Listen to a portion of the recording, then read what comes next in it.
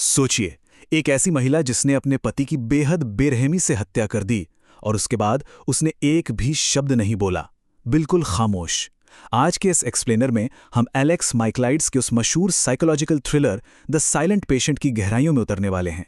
यकीन मानिए, ये सिर्फ एक किताब की कहानी नहीं है, बल्कि इंसानी दिमाग के उन सबसे अंधेरे कोनों का एक सफर है जहां जाने से हम सब डरते हैं। तो चलिए शुरू करते हैं। अब देखिए, जिस सोर्स से हम आज की ये दिलचस्प कहानी ले रहे हैं, उसका मेन मकसद ही ज्ञान, आत्मविकास और हमारे बिहेवियरल साइकोलॉजी को समझना है। और कमाल की बात यह है कि द साइलेंट पेशेंट की ये कहानी इन सभी पैमानों पर बिल्कुल खरी उतरती है। ये सिर्फ एक मर्डर या क्राइम तक सीमित नहीं है, बल्कि ये ह्यूमन साइकोलॉजी और हमारे अंदर छिपे उस डार्क साइड को समझने की एक जर्नी है। तो आइए इस बड़े रहस्य का पहला पन्ना पलटते हैं। तो कहानी की शुरुआत होती है एलिसिया की डायरी से। अगर आप इसे ऊपर ऊपर से देखेंगे ना, तो उसके शब्द बहुत ही कोमल, बहुत प्यारे लगते हैं। अपने पति गैब्रियल के लिए उसका प्यार ऐसा लगता है जैसे कोई भक्ति हो। लेकिन जरा रुकिए, इन मीठे शब्दों के पीछे एक अजीब सा खौफ छिपा है, एक ऐसी बेचैनी या घबराहट जो साफ बताती है कि ये डायरी सिर्फ रोजमर्रा का रिकॉर्ड नहीं है, बल्कि ये आने वाले एक बहुत बड़े तूफान से पहले की खौफनाक झलक है, एक तरह का कबूलनामा जिसे डिकोड करना हमारे लिए बेहद जरूरी है। भाग 1, मौन रोगी। अब हम आते हैं कहानी के पहले हिस्से में, जहां हमारी मुलाकात होती है साइकोथेरेपिस्ट थियो फैबर से। और पता है, ये इंसान एलिसिया के केस को लेकर एक अजीब सा जुनून पाल बैठता है। एलिसिया, जो कि एक बहुत ही मशहूर पेंटर है, उसने एक रात अपने ही पति गैब्रियल के चेहरे पे सीधे 5 गोलियां दाग दी और फिर हमेशा के लिए खामोश हो गई। उसकी इसी खामोशी की वजह से उसे द साइलेंट पेशेंट यानी मौन रोगी कहा गया। मर्डर के ठीक बाद उसने एक पेंटिंग बनाई, एल्सिस्टस, और यही उसका आखिरी संदेश बन जाती है। थियो इस पूरे केस को सहानुभूति का नाम देता है, लेकिन हमें कहीं ना कहीं महसूस होने लगता है कि भाई, इस आदमी के अंदर कोई अजीब सी इमोशनल भूख छिपी है, कुछ तो गड़बड़ है। इसके बाद एलिसिया को द ग्रोव नाम के एक हाई सिक्योरिटी मनोरोग केंद्र यानी साइकियाट्रिक फैसिलिटी में शिफ्ट कर दिया जाता है। ये एक ऐसी नीरस सी जगह है जहां लगता है जैसे समय रुक ही गया हो। थियो यहां सिर्फ एक जॉब के लिए नहीं आता, बल्कि उसका एक ही मकसद है, एलिसिया की उस खामोशी को तोड़ना। जब वे पहली बार आमने सामने होते हैं तो थियो को एक चौंकाने वाला एहसास होता है। उसे समझ आता है कि एलिसिया की खामोशी कोई सदमा या खालीपन नहीं है, बल्कि ये तो उसका हथियार है, एक बहुत ही मजबूत ढाल। वो गूंगी नहीं है, उसने जानबूझकर इस खामोशी को अपनी सजा के तौर पर चुना है। अब इस गुत्थी को सुलझाने के लिए थियो क्या करता है, वो एलिसिया के आसपास के लोगों से मिलना शुरू करता है।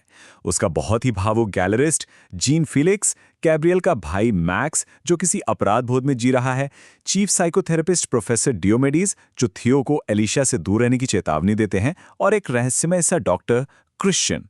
अब यहां सबसे दिलचस्प बात क्या है पता है? इन सबके मन में एलिसिया की एक अलग ही इमेज है, और हर एक की कहानी दूसरे से बिल्कुल अलग, बिल्कुल विरोधाभासी है। मतलब सच क्या है, ये समझना बहुत मुश्किल हो जाता है। एलिसिया की जो आखिरी पेंटिंग थी, एल्सिस्टस, वो असल में बलिदान और धोखे की एक गहरी कहानी बयां करती है। इस आर्टवर्क को देखकर थियो को समझ आता है कि उसकी खामोशी पागलपन नहीं है, बल्कि वो बिना कुछ बोले मदद की गुहार लगा रही है। और यहीं पर ना हमें थियो के अपने बचपन के आघात यानी उसके चाइल्डहुड ट्रॉमा के बारे में भी पता चलता है। उसके पिता ने उसे हमेशा नीचा दिखाया, अब्यूज किया।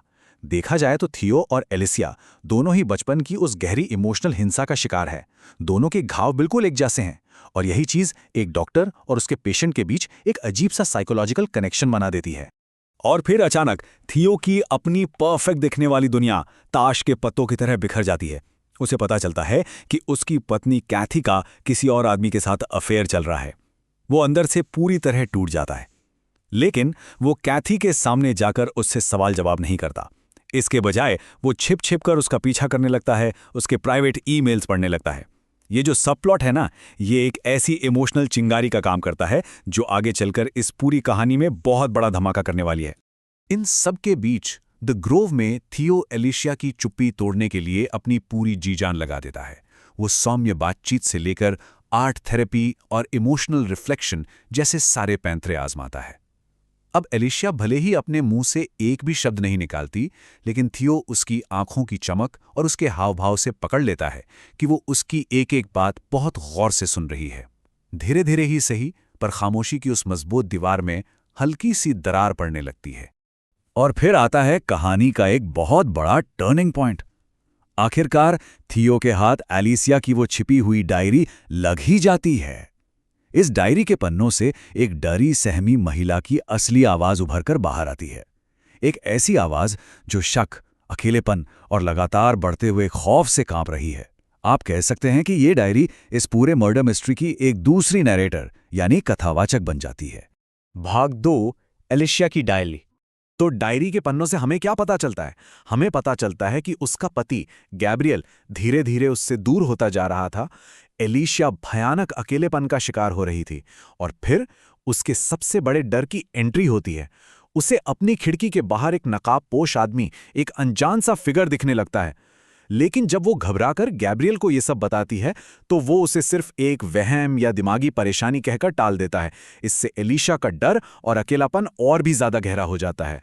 और फिर आती है वो खौफनाक रात जिसने सब कुछ बदल दिया। वो नकाबपोश आदमी असल में उनके घर में घुस जाता है और उन दोनों को कुर्सियों से बांध देता है।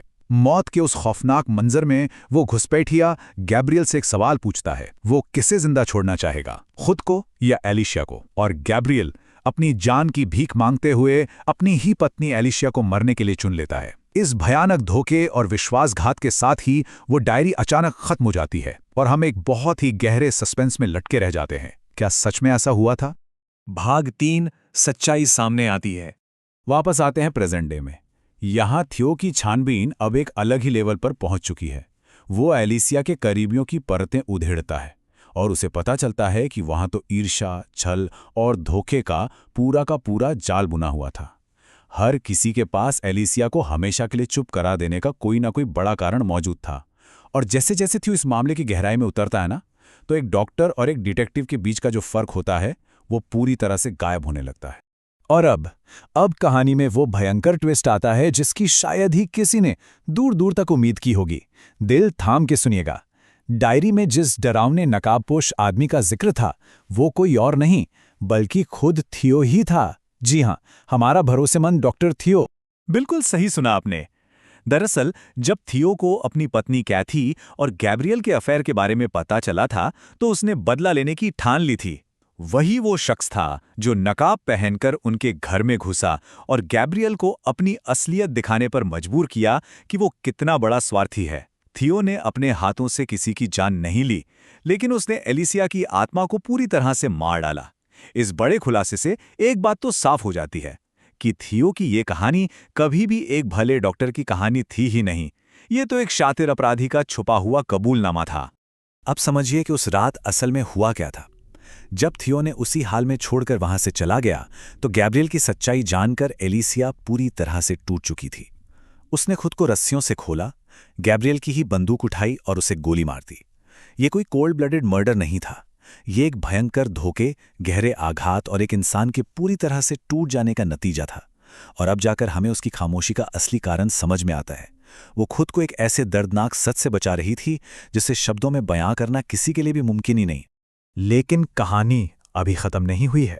आखिरकार एलिसिया अपनी वो खामोशी तोड़ देती है। वो ये पूरी की पूरी सच्चाई अपनी डायरी में लिखती है और थियो को ही सौंप देती है।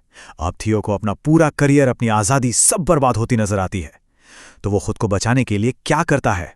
वो एलिसिया को मॉर्फिन का इतना भारी ओवरडोज दे देता है कि वो हमेशा हमेशा के लिए खामोश हो जाए। ये कदम इतना खौफनाक इसलिए है क्योंकि इससे कोई सड़क का गुंडा या दरिंदा अंजाम नहीं दे रहा, बल्कि वो इंसान कर रहा है जिस पर हमने पूरी कहानी में एक मसीहा की तरह भरोसा किया था। पर कहते हैं ना, सच कभी छुपता नहीं है। एलिशिया की वो डायरी पुलिस के हाथ लगी जाती है और थियो को गिरफ्तार कर लिया जाता है। और गिरफ्तारी के बाद थियो का जो आखिरी बयान है वो आपको अंदर तक विचलित कर देगा। वो आज भी अपनी इसी दुनिया में जी रहा है कि उसने एलिशिया की मदद की है। कहानी का अंत एक बहुत ही खौफनाक सन्नाटे के साथ होता है। एलिशिया का मौन, थियो का मौन और अंततः सबके सामने आ चुके उस नंगे सच का मौन। अध्यायों में समाहित प्रमुख विषय। अब जरा इस थ्रिलर के कुछ मेन थीम्स की बात कर लेते हैं।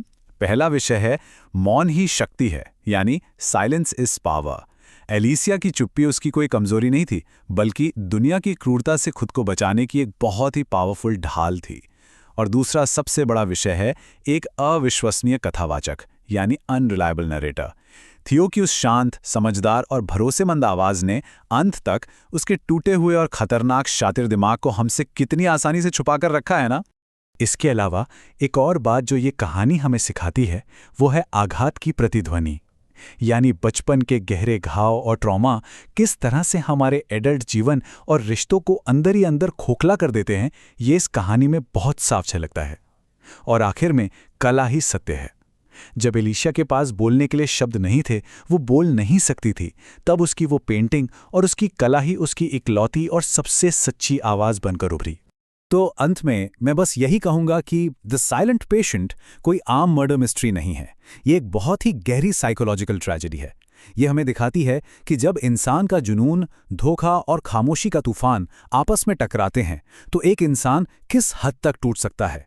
ये पूरी कहानी हमें ये सोचने पर मजबूर कर देती है कि क्या हम सच में उन लोगों को जानते हैं जिन पर हम अपनी जान से भी ज़्यादा भरोसा करते हैं, या फिर क्या हम खुद अपने ही अंदर के उस अंधेरे को पूरी तरह से पहचानते हैं। इसी एक गहरे और चौंकाने वाले सवाल के साथ हम आज के इस एक्सप्लेनर को यहीं ख़त्म करते हैं।